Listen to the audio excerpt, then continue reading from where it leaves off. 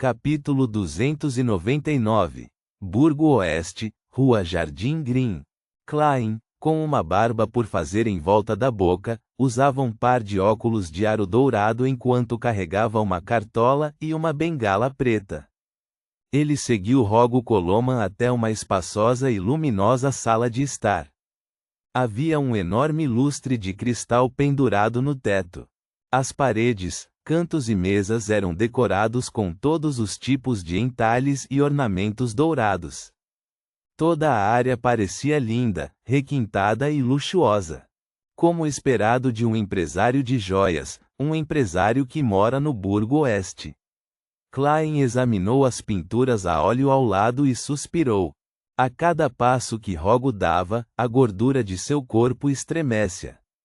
Isso deixou as pessoas se perguntando maliciosamente quando suas roupas e calças iriam arrebentar. Porém, como empresário de joias, tinha dinheiro suficiente para comprar roupas da melhor qualidade. Detetive Moriarty, este é meu filho, Adol. Rogo parou na beira de um tapete e apontou para um menino de 15 ou 16 anos sentado em um único sofá. Como todas as lareiras da casa estavam acesas e havia canos metálicos para conduzir o calor, a sala estava bastante quente. Isso até fez Klein sentir vontade de tirar a roupa até ficar apenas com uma camisa e um par de calças. No entanto, o menino estava envolto em um casaco de pele grosso e tinha um cobertor que parecia quente em suas pernas. Naquele momento, estava com a cabeça baixa, abraçando-se com força enquanto tremia sem parar. Seu cabelo azul escuro parecia ter perdido o brilho. Rogo olhou para ele com preocupação e levantou um pouco a voz. Adol, aqui é o detetive Moriarty. Ele estará protegendo você hoje e amanhã. A essas palavras, Adol levantou a cabeça, revelando seu rosto pálido, seus lábios azulados e seus olhos desfocados. Me proteja, me proteja. Eles vão me matar. Eles querem me matar. Sua voz tornou-se cada vez mais fina. No final, ele cobriu os ouvidos com as mãos e gritou. Depois de alguns segundos, gradualmente se acalmou. Durante esse processo, Klein já havia batido em seus molares e ativado secretamente sua visão do espírito. Ele segurou o choque que havia subido até sua boca e cuidadosamente o examinou novamente. Ele viu que a cor da aura de Adol havia sido tingida com um brilho verde escuro profundo. Este é um sinal de estar sendo assombrado por fantasmas, um sinal de possível possessão. Os maus amigos de Adol já estão se vingando dele. Ou talvez, não existam coisas como más companhias de forma alguma. Klein silenciosamente estendeu a mão, segurou o apito de cobre do Sr. Azik e permitiu que sua espiritualidade se espalhasse. Então, ele desviou o olhar pensativo de Adol e olhou para os outros dentro da sala. Junto à janela saliente estava um homem com um casaco preto. Ele era alto e robusto, não sorria e em sua cintura havia uma saliência como se ele estivesse escondendo uma arma. Este deve ser um dos 6 guarda-costas. Klein estava prestes a avaliar outra pessoa quando Rogo Coloman apresentou, Detetive Caslana, sua assistente, Lydia. Detetive Stuart. Nesse ponto, Rogo se virou e apontou para Klein. Aqui é o detetive Sherlock Moriarty. Caslana estava na casa dos 30, tinha cabelos pretos e olhos azuis e sobrancelhas grossas. Ela provavelmente era uma beleza quando era jovem, mas agora, por causa dos músculos flácidos em suas bochechas, não parecia muito amável. Lydia, sua assistente, era uma senhora ruiva de cerca de 20 anos de idade. Sua figura era excelente, mas ela tinha uma aparência mediana. Ambas as mulheres usavam algo semelhante ao que usavam os cavaleiros aristocráticos. As camisas brancas que usavam eram justas na cintura que combinavam com as calças mais justas que facilitavam os movimentos. As pregas eram a única coisa que distinguia suas roupas das masculinas. Além disso, não forneciam ocultação para os 2 revólveres em volta da cintura. Isso lembrou a Klein um ditado do advogado Jürgen de que a posse ilegal de uma arma era uma coisa certa para um investigador particular. Isso porque, a menos que alguém fosse um nobre, um membro do parlamento ou um alto funcionário público, era muito difícil obter uma licença de arma para todos os fins. Stuart sentou-se em frente a Caslana e Lydia. Ele tinha um rosto magro, mas deixou crescer uma barba espessa. Seus olhos verdes claros eram extraordinariamente vivos. Ele tinha mais ou menos a mesma idade de Lydia e era quase tão alto quanto Klein, pouco mais de 1,7 metro e pesando 65 quilos. Stuart tinha um coldre de axila e nele obviamente havia um revólver especialmente projetado. Depois de trocar gentilezas, Klein tirou o casaco, tirou o chapéu e o entregou à criada ao lado dele. Coloque em algum lugar onde eu possa recuperá-lo rapidamente. Há alguns itens importantes dentro. Na verdade, ele já havia transferido as estatuetas de papel, notas, amuletos, caixa de fósforos, etc., para os bolsos das calças.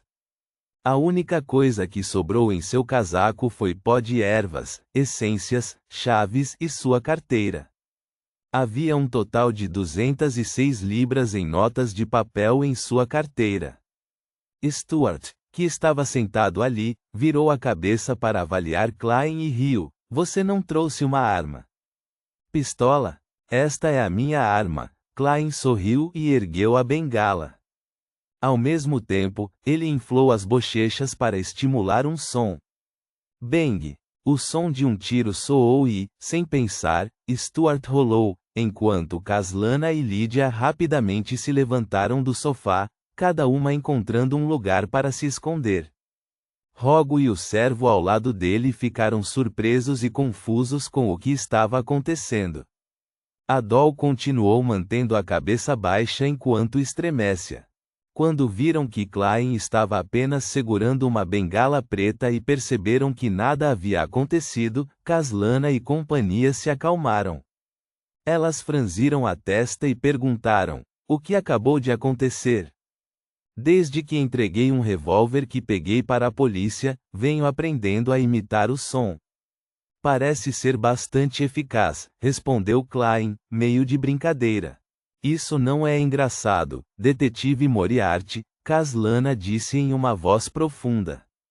Eu só queria fazer alguma mágica para você. Klein satirizou. Ele entregou sua bengala para a criada e assentiu solenemente. Eu vou manter isso em mente. Stuart, que estava no estado mais patético um momento atrás, não parecia estar zangado. Ele deu um tapinha em suas roupas com grande interesse, levantou-se e perguntou: por que não ouvi falar de você, Sr. Moriarty? Quero dizer, conheço muitas pessoas no ramo de detetives, mas nunca ouvi falar de você. Só vim para Backlund no início de setembro, explicou Klein brevemente. É mesmo, Stuart riu e disse. Hoje à noite, nós dois formaremos pares. Nós cuidaremos de tudo desde a meia-noite até amanhã de manhã. Isso será um problema? Não, Klein respondeu com o mesmo sorriso.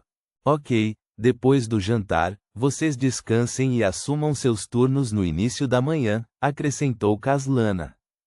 Klein deu uma longa olhada no trêmulo Adol e assentiu com seriedade. Reticências. Nada aconteceu durante a tarde, e os preocupados anfitriões prepararam um farto jantar para os detetives e guarda-costas, mas não foram fornecidas bebidas alcoólicas. Depois de comer e beber à vontade, Klein e Stuart, um jovem de barba cheia, foram para seus quartos no segundo andar. Vendo que não havia ninguém por perto, Stuart balançou a cabeça e disse: Sherlock, você deveria ter notado que o problema com Adol não é algo relacionado à vingança. Mano, com certeza você é afável. A expressão de Klein não mudou quando ele perguntou: por que você diz isso? Ele parece mais ter um problema mental ou, de acordo com o campo, foi assombrado por fantasmas e espíritos malignos. Francamente, tenho medo disso. Stuart suspirou. Sr. Coleman deve levá-lo a um psiquiatra e, se isso não funcionar, peça aos sacerdotes do Senhor das Tempestades para borrifar um pouco de água benta e realizar um ritual. Você pode sugerir isso a ele, disse Klein objetivamente. Se a Doll não melhorar, vou considerar isso em alguns dias. Stuart olhou de soslaio para Klein. Klein riu e respondeu, isso é com você. Minha missão terminará amanhã. Naquele momento, os dois chegaram ao seu destino e entraram em seus respectivos quartos. Reticências. 1 da manhã, dentro do quarto de Adol. Klein estava sentado em uma cadeira de balanço, segurando o apito de cobre de Azik, observando silenciosamente seu protegido. Stuart tomou um gole de café em sua mesa. Os dois não falaram, com medo de acordar o adormecido Adol. Com o passar do tempo, um calafrio percorreu a sala. Adol sentou-se e abriu os olhos. O que está errado? Stuart perguntou um tanto nervoso. Ir ao banheiro, Adol respondeu com uma voz suave e sonhadora. Seu rosto parecia mais pálido e seus lábios estavam ficando roxos. Stuart estava prestes a falar quando viu Sherlock Moriarty se levantar e acenar para ele. Eu o seguirei. Tudo bem. Stuart soltou um suspiro de alívio. Colocando as mãos nos bolsos, Klein ficou um passo atrás de Adol e o seguiu até a entrada do banheiro, 2 cômodos adiante. Quando Adol estava prestes a fechar a porta atrás de si, ele viu uma figura entrar. Eu não posso deixar você fora da minha vista. Faça o que tiver que fazer e finja que eu não existo. Klein sorriu e encostou-se na parede. Adol permaneceu em silêncio, seus olhos desfocados enquanto se olhava no espelho. Abriu a torneira e deixou a água correr. Nesse momento, Klein pegou uma caixa de fósforos e acendeu um palito, como se quisesse fumar. No entanto, ele não o fez. Soprou no ar e permitiu que o fósforo se apagasse. Pá! Klein casualmente jogou o fósforo na frente dele e tirou outro item. Adol, que estava de costas para ele, de repente se endireitou. A figura no espelho estava tão pálida que parecia um cadáver. Uoshi! No banheiro, um vento frio uivava. Mantendo a parte inferior do corpo fixa, Adol se virou e olhou para a mão esquerda de Klein, para o delicado apito de cobre que estava sendo jogado para cima e para baixo. Uoshi! Uma rajada de vento frio soprou no rosto de Klein. Ele continuou sorrindo e estalou os dedos. Com um grande estrondo, uma chama se ergueu do chão, incendiando uma figura invisível. A figura lutou por alguns momentos antes de se dispersar completamente. As chamas se extinguiram como resultado. Klein guardou o apito de cobre de Azik e olhou calmamente para Adol, cujos olhos estavam começando a se concentrar. Adol parecia ter finalmente acordado de um longo pesadelo. Ele viu um jovem parado a alguns passos de distância. O homem vestia camisa branca, calça escura e óculos de aro dourado. Ele estava encostado na parede com um sorriso no rosto. Então, ouviu uma voz gentil. O que aconteceu com você? Ponto.